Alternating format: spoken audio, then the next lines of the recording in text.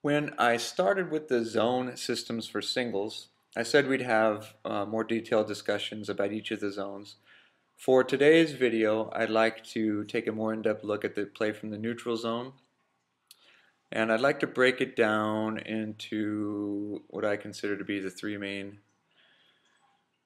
topics there, and that will be the direction of the shot,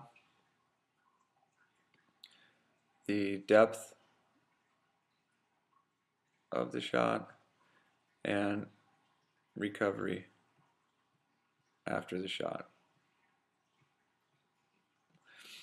We stroll down to the court. So in that last video we dealt with from a probability standpoint, why playing cross court is safer than playing down the line. And just to review, down the line is the shortest distance on the court over the highest part of the net. Cross court, longest line on the court over the lowest part of the net. So from probability standpoint, if this guy's playing every ball here and I'm playing every ball cross court, I'm going to make more than he's going to make. I'm going to introduce, when we get to recovery, some movement reasons why playing the ball cross court trumps playing the ball down the line. But for now, we're going to say we know it needs to go cross court. We're going to look over here at our job. The job, when I'm in the neutral zone or you're in the neutral zone, is to keep our opponents in the neutral zone. When we're playing from back here, they're playing from back here. Clearly, the answer to that is depth. So we now know it needs to go cross court and deep. What I'd like you to do is to imagine, I'm going to knock these out for you here, some landing areas on the other side of the net. And that's where we're trying to land the ball. So when I say deep, I mean inside these dog ears right here. To illustrate, if you're hitting the ball from over here, cross court and deep, looks like this. Lands in there, goes up, kept your opponent back here, nice deep shot. Well, now we got to figure out where to go. The recovery, this is a really misunderstood part of the game, but movement, as you know, is key in tennis, and recovery is key to movement. And recovery, we have a little optical illusion going on here. We think this is the outward line, so we think, oh yeah, here's a rectangle, what I have to do is hit and get back to the middle. I occasionally even deal with college players who think, yep, after every ball I get back to the middle. Well, I'm going to show you how to figure it out using geometry. So let's pick a color, a little bright color here. We put our opponent over there, in this area, and what they're going to do is they could hit the ball here through the sideline. They can also hit the ball down the line, like this.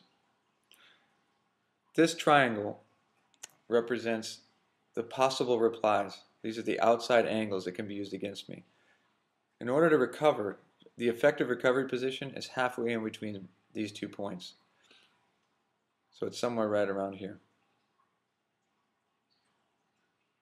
Obviously, it's clearly not in the middle of the court here. And you can see why this is an optical illusion. This is not the outside or the limiting line. This is. This is the possible reply. It could be cross court through the sideline. I have to guard against this. I have to guard against this. So halfway in between the two.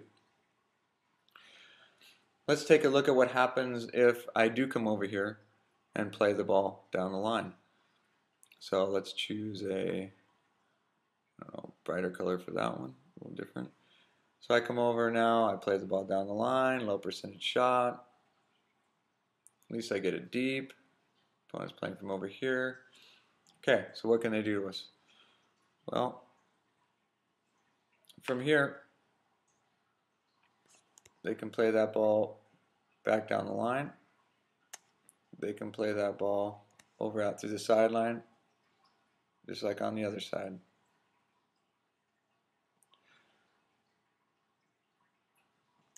And now my recovery position is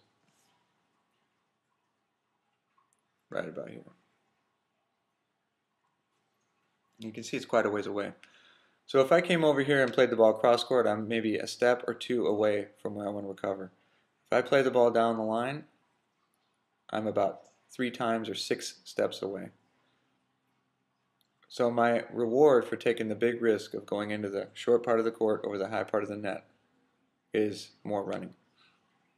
Now the problem here is I'm going to introduce a little concept where we will deal with this much more later on, but I'm going to call it rule number 1 of movement.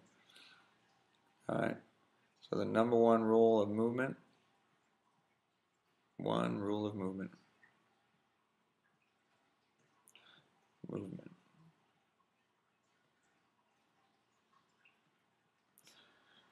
You cannot be moving when your opponent's hitting the ball. That's 2 ins, by the way.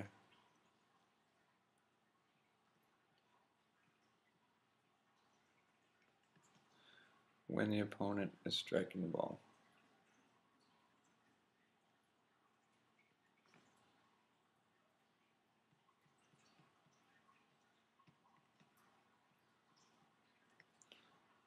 I know you'll never forget this now. Up until the movement they hit the ball, you're positioning. After they're hitting the ball, if you're still moving, you're guessing. If you, just as an example, we're trying to get back over to here, they see you moving, they got back over here, you will never stop and get back into position in time. So as promised, an even more compelling reason to play the ball cross court. You're going to limit your movement. You're going to be in better position for the next shot. And I'd like you to think of the recovery as more or less the punctuation in between your shots. There's a cycle to hitting the ball. You move over, you move to the shot, you execute the shot, you recover. That cycle has to be completed before your opponent hits the ball. If it's not complete, you're not as ready for the next shot as you need to be.